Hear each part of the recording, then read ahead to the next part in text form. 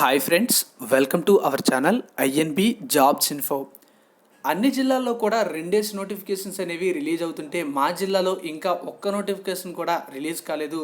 Notification అనేది release అయ్యిందా అని నాకు రోజు వైజాగ్ నుంచి అభ్యర్థులు కామెంట్ చేస్తూనే ఉన్నారు. ప్రతి ఒక్కరు కూడా ఒకటికి 10 సార్లు కామెంట్ అయితే చేస్తూనే ఉన్నారు. నోటిఫికేషన్ అనేది రాలేదు, వస్తే చెప్తాను అని రిప్లై అయితే ఇచ్చాను. ఇప్పుడు ఆ 13వ జిల్లాలో నోటిఫికేషన్ అనేది వచ్చేసింది. విశాఖపట్నంకి సంబంధించినటువంటి అఫీషియల్ నోటిఫికేషన్ అయితే రిలీజ్ చేశారు. ఇప్పుడు ఆ జిల్లాకు సంబంధించినటువంటి పూర్తి వివరాలు అనేవి ఈ వీడియోలో చూద్దాం. అయితే 13వ జిల్లా అయినటువంటి విశాఖపట్నంకి మీరు కూడా అప్లై చేసుకోవచ్చు. అంటే ఇతర జిల్లాల వారు కూడా. అదేంటి, అన్ని జిల్లాలకి కూడా అప్లై చేసుకోవచ్చా, కేవలం వైజాగ్కే అప్లై చేసుకోవచ్చా అంటే అలా ఏమి కాదు. అన్ని జిల్లాలకి కూడా అన్ని జిల్లాల అభ్యర్థులు కూడా అప్లై చేసుకోవచ్చు. అయితే మీరు ఇతర జిల్లాలకు సంబంధించినటువంటి అభ్యర్థి అయినప్పుడు వేరే జిల్లాకి అప్లై చేసుకున్నప్పుడు మీరు నాన్ లోకల్లో అప్లై చేసుకోవాలి. అంతేగాని మీకు ఎలిజిబిలిటీ లేదని కాదు, కేవలం వైజాగ్కే అప్లై చేసుకోవాలని కాదు. అయితే ఈ వీడియోలో మీకు అన్ని డీటెయిల్స్ కూడా అనౌన్స్ చేస్తాను. సో వీడియోని స్కిప్ చేయకుండా ఎండ్ వరకు కూడా చూసేయండి. మీ ఫ్రెండ్స్ అందరికీ కూడా ఈ వీడియోని షేర్ చేసేయండి, లైక్ చేయండి, సపోర్ట్ చేయండి. ఈ నోటిఫికేషన్కి సంబంధించి మరిన్ని అప్డేట్స్ కోసం మన ఛానల్ని సబ్స్క్రైబ్ చేసుకుని పక్కనే వచ్చే బెల్ ఐకాన్ని యాక్టివేట్ చేసుకోండి. మన ఛానల్లో వచ్చే అప్డేట్స్ అనేవి చాలా ఫాస్ట్గా ఉంటాయి, జెన్యూన్గా ఉంటాయి. ఫ్రెండ్స్, మీకు మిగతా జిల్లాలకు సంబంధించినటువంటి నోటిఫికేషన్ యొక్క వివరాలు తెలుసుకోవడంలో ఏవైనా సరే ఇబ్బందులు తలెత్తినా లేకపోతే మీకు ఏమైనా డౌట్స్ ఉన్నట్లయితే కింద డిస్క్రిప్షన్లో నేను అన్ని జిల్లాలకు సంబంధించినటువంటి నోటిఫికేషన్ యొక్క వీడియోస్ అనేవి పెట్టాను. అక్కడ క్లిక్ చేసి మీకు ఏ జిల్లాకు సంబంధించినటువంటి డీటెయిల్స్ కావాలన్నా ఆ వీడియో అనేది ఓపెన్ చేసి అప్లై చేసుకోండి. అదేవిధంగా మీరు అప్లికేషన్ అనేది ఫిలప్ చేయడంలో ఎలా అనే దానికోసం డౌట్లు ఉన్నా సరే కింద డిస్క్రిప్షన్లో లింక్ ఉంటుంది, దాన్ని కూడా ఓపెన్ చేయండి. హౌ టు అప్లై ఈ జాబ్స్, మెడికల్ డిపార్ట్మెంట్ జాబ్స్ ఏవైతే ఉన్నాయో వాటికి సంబంధించినటువంటి లింక్ అయితే నేను పెట్టాను. ఇంకా మీకు ఏవైనా డౌట్స్ ఉన్నట్లయితే ఏజ్, ఎలిజిబిలిటీ ఇవన్నింటికి ఒకటి సంబంధించినటువంటి క్వాలిఫికేషన్కి సంబంధించినటువంటి డీటెయిల్స్తో కూడినటువంటి అన్ని వీడియోస్ కూడా మన ఛానల్లో ఉన్నాయి. సో వాటిని చూడండి. ఇక విశాఖపట్నం నుంచి మనకి జస్ట్ ఇప్పుడే ఈ నోటిఫికేషన్ అయితే రిలీజ్ చేయడం జరిగింది. చూడండి, మనకి 29/6/2020 అంటే ఈరోజే మనకి వెబ్సైట్లో అయితే పెట్టడం జరిగింది. ఆంధ్రప్రదేశ్ రాష్ట్ర వైద్య ఆరోగ్య సంచాలకులు, విజయవాడ మరియు జిల్లా కలెక్టర్ మరియు మెజిస్ట్రాట్ విశాఖపట్నం వారి ఆదేశాల మేరకు జిల్లా నియామకపు కమిటీ ద్వారా ఈ క్రింది ఉదాహరించిన ఉద్యోగాలకు కాంట్రాక్టు పద్ధతిలో విశాఖపట్నం జిల్లా నందు వివిధ ప్రాథమిక ఆరోగ్య కేంద్రాలలో పనిచేయడానికి గాను అర్హులైనటువంటి అభ్యర్థుల నుంచి దరఖాస్తులు అయితే కోరడం జరిగింది.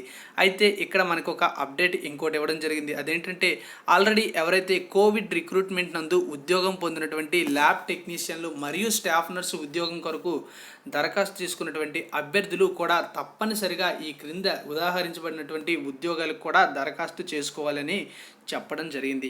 ఇక ఉద్యోగాల యొక్క సంఖ్య, క్వాలిఫికేషన్స్, శాలరీ చూసుకున్నట్లయితే స్టాఫ్ నర్స్ ఉద్యోగాలు అనేవి 98 ఉన్నాయండి. వీటికి ఎలిజిబిలిటీ చూసుకున్నట్లయితే జిఎన్ఎం కోర్స్ ఎవరైతే చేశారో వాళ్ళు అప్లై చేసుకోవచ్చు, లేదా బీఎస్సీ నర్సింగ్ ఎవరైతే చేశారో వాళ్ళు కూడా అప్లై చేసుకోవచ్చు. అయితే దీనికి తప్పనిసరిగా మీరు ఏపీ నర్సింగ్ కౌన్సిల్లో రిజిస్ట్రేషన్ అనేది చేసుకోవాలి. అప్ టు డేట్ రెన్యువల్ కూడా ఉండాలండి. దీనికి శాలరీ రెమ్యునరేషన్ అనేది 34,000 రూపాయలు. ఫార్మసిస్ట్ గ్రేడ్ 2 పోస్టులు 16 ఉన్నాయి. దీనికి ఇంటర్మీడియట్ తర్వాత డిప్లొమా ఇన్ ఫార్మసీ చేసిన వాళ్ళైనా, బ్యాచిలర్ ఫార్మసీ అంటే బీఫార్మసీ చేసిన వాళ్ళైనా, ఎంఫార్మసీ చేసిన వాళ్ళైనా అప్లై చేసుకోవచ్చు. ఫార్మసీ కౌన్సిల్లో తప్పనిసరిగా రిజిస్ట్రేషన్ అనేది చేసుకోవాలి. Okay, certificate should be registered in AP paramedical board. Experience certificate ఉంటే అది కూడా యాడ్ చేయమంటున్నారు. చూసుకోండి, 28,000 రూపాయల శాలరీ అయితే ఇస్తారు. ల్యాబ్ టెక్నీషియన్ పోస్టులు అనేవి 12 ఉన్నాయి. దీనికి క్వాలిఫికేషన్స్ అనేవి మీరు ఇంటర్మీడియట్ తర్వాత 1 year lab technology technician course చేసినా అప్లై చేసుకోవచ్చు, లేదా ఎస్ఎస్సి తర్వాత 2 ఇయర్స్ డిఎంఎల్టీ కోర్స్ చేసినా అప్లై చేసుకోవచ్చు, లేదా డిగ్రీలో మెడికల్ ల్యాబ్ టెక్నాలజీ చేసినా సరే అప్లై చేసుకోవచ్చు. దీంతో పాటుగా బీఎస్సీ డిగ్రీలో ఎవరైతే బీజెడ్సీ చేస్తారో వాళ్ళు ఫస్ట్ క్లాస్లో పాస్ అయ్యి, లేదా బీఎస్సీలో లైఫ్ సైన్సెస్ కోర్స్ ఎవరైనా చేస్తున్నట్లయితే వాళ్ళు కూడా ఫస్ట్ క్లాస్లో పాస్ అయినట్లయితే వాళ్ళు PG diploma in medical lab technology అనేది చేసినట్లయితే ఆ కోర్స్ అనేది ప్రజెంట్ మనకి నిమ్స్లో అవైలబిలిటీగా ఉంది, ఎన్ఐఎంఎస్ హైదరాబాద్లో. అదేవిధంగా మనకి PG diploma in clinical biochemistry course from the university recognised by UGC నిబంధనలకు అనుగుణంగా PG diploma in clinical biochemistry ఎవరైతే చేస్తారో వాళ్ళు కూడా అప్లై చేసుకోవచ్చు. Certificate should be registered in AP paramedical board. Okay, up to date renewal కూడా ఉండాలి. Contract లేదా అవుట్ సోర్సింగ్ విధానంలో మీరు పనిచేస్తున్నట్లయితే దాని యొక్క సర్టిఫికేట్ కూడా తప్పనిసరిగా యాడ్ చేయమంటున్నారు, ఎందుకంటే మీకు వెయిటేజ్ వస్తుంది. ఇక ఎప్పటి నుంచి ఎప్పటికీ అప్లై చేసుకోవాలంటే మీరు 6వ నెల అంటే జూన్ 29వ తేదీ నుంచి జూలై 22వ తేదీ వరకు ఉదయం 10:30 నుంచి, ఇక్కడ 10:30 అని మెన్షన్ చేయలేదు, అన్ని జిల్లాల్లో మనకు మెన్షన్ చేశారు, సాయంత్రం 5 గంటల లోపు కార్యాలయం పనిచేసేటువంటి దినాల్లో విశాఖపట్నం అయినటువంటి జిల్లా వైద్య ఆరోగ్య శాఖ అధికారి కార్యాలయం విశాఖపట్నంలో అప్లై చేసుకోవాల్సి ఉంటుంది. ఇవన్నీ కూడా మనకి కాంట్రాక్ట్ ప్రాతిపదికన భర్తీ చేయబోతున్నారు. ఇంకా చూసుకున్నట్లయితే దీనికి సంబంధించినటువంటి అప్లికేషన్ ప్రాసెస్ అయితే ఇవ్వడం జరిగింది. ఫీజు అనేది ఇక్కడెక్కడ కూడా మనకి మెన్షన్ చేయలేదు, కాబట్టి మీకు ఏవైతే మనకి సర్టిఫికేట్స్ అనేవి కావాలో అవన్నీ కూడా పట్టుకొని వెళ్ళిపోండి. అక్కడ డిఎంహెచ్ఓ ఆఫీస్కి మీరు వెళ్ళేటప్పుడు ఫీజు అనేది ఏమైనా ఉందా అని కనుక్కొని, లేదు అన్నట్లయితే సబ్మిట్ చేసేయండి. అయితే అప్లికేషన్ అనేది ఏ విధంగా ఫిలప్ చేయాలి అనేది ఇప్పుడు మనం చూద్దాం. ఇక్కడ క్లియర్గా చూడొచ్చు, రిజిస్ట్రేషన్ నెంబర్ అనేది ఉంటుంది. ఇది ఇక్కడ మీరు వేయడానికి ఏమీ లేదు, ఇది to be filled by the office. Okay, వాళ్ళు వేస్తారనమాట. అప్లికేషన్ నెంబర్ అనేది కూడా వాళ్ళే వేస్తారనమాట. To be given by DM and HO office for the respective cadre. Okay, ఈ రెండు కూడా వాళ్ళే వేస్తారు, మీరేమీ వేయకూడదు. ఇక్కడ లేటెస్ట్ పాస్పోర్ట్ సైజ్ అనేది ఫోటో అటాచ్ చేయాలి, అంటే పేస్ట్ చేయాలి, అది కూడా లేటెస్ట్దే అటాచ్ చేయండి. సెల్ఫ్ అటిస్టేషన్ ఏమైనా సరే అడిగినట్లయితే అక్కడ పెట్టండి. ఇక్కడైతే మనకి మెన్షన్ చేయలేదు, కొన్ని జిల్లాల్లో అయితే మెన్షన్ చేశారు. ఇక్కడ చూడండి, ఇక్కడ మీ యొక్క నేము, తర్వాత ఫాదర్ నేము, తర్వాత మదర్ నేము, ఆ తర్వాత హస్బెండ్ లేదా వైఫ్ నేమ్ అనేది రాయాలి. అంటే ఇన్ కేస్ మీకు మ్యారేజ్ అయినట్లయితే హస్బెండ్ నేమ్ రాస్తారు, లేదంటే వైఫ్ నేమ్ ఎవరైతే వాళ్ళు రాస్తారు. జెండర్ అనేది మెన్షన్ చేయాలి. Date of birth and age అనేది 2 కాలమ్స్లో కూడా వేయండి.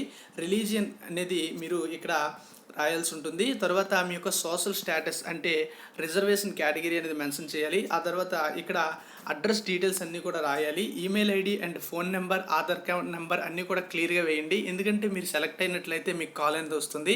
మీరు కానీ పిహెచ్ క్యాండిడేట్ అయితే ఎస్ఆర్ నో అనేది తెలపాల్సి ఉంటుంది. ఎక్స్ సర్వీస్ మ్యాన్ అయితే ఎస్ఆర్ నో అనేది కూడా తెలపాల్సి ఉంటుంది.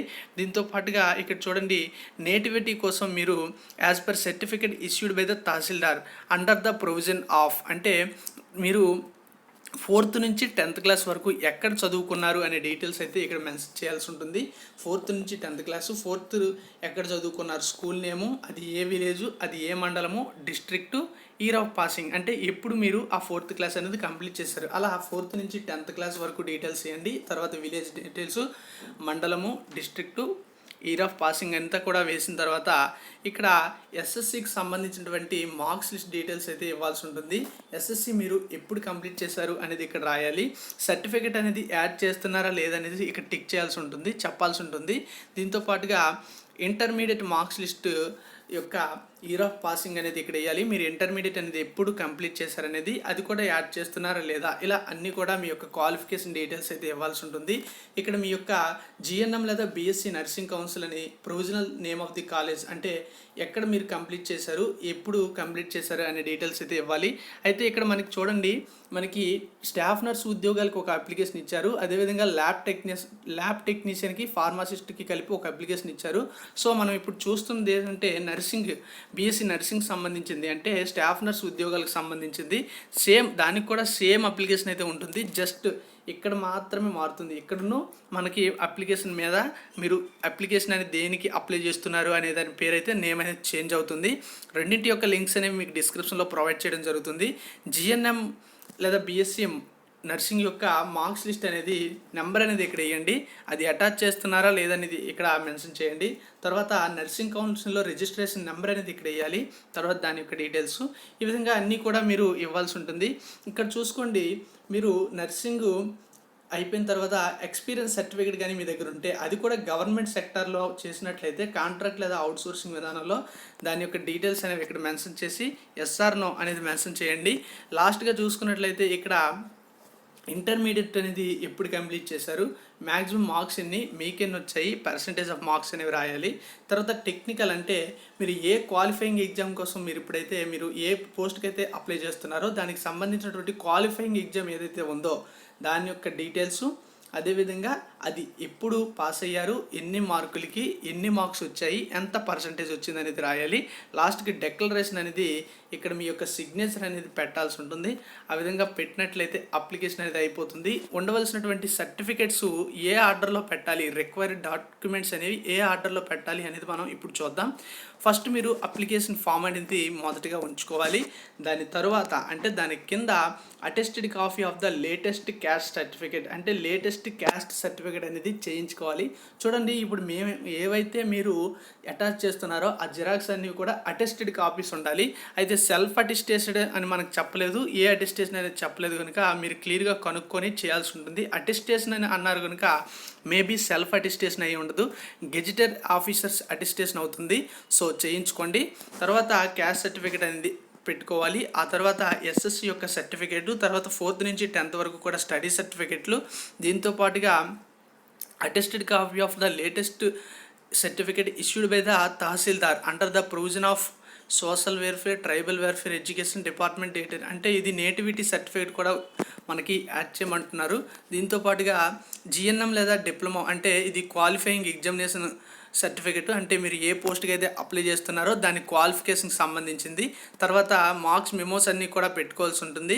ఆ తర్వాత ఫిజికల్లీ హ్యాండిక్యాప్డ్ అయితే వాటి యొక్క డీటెయిల్స్, తర్వాత ఎక్స్ సర్వీస్ మ్యాన్ అయితే ఆ సర్టిఫికేటు, ఆ తర్వాత నర్సింగ్ కౌన్సిల్లో రిజిస్ట్రేషన్ సర్టిఫికేట్ కూడా ఎన్క్లోజ్ చేయమన్నారు. దీంతో పాటుగా నర్సింగ్ కౌన్సిల్లో రెన్యువల్ సర్టిఫికేట్ కూడా ఎన్క్లోజ్ చేయమన్నారు.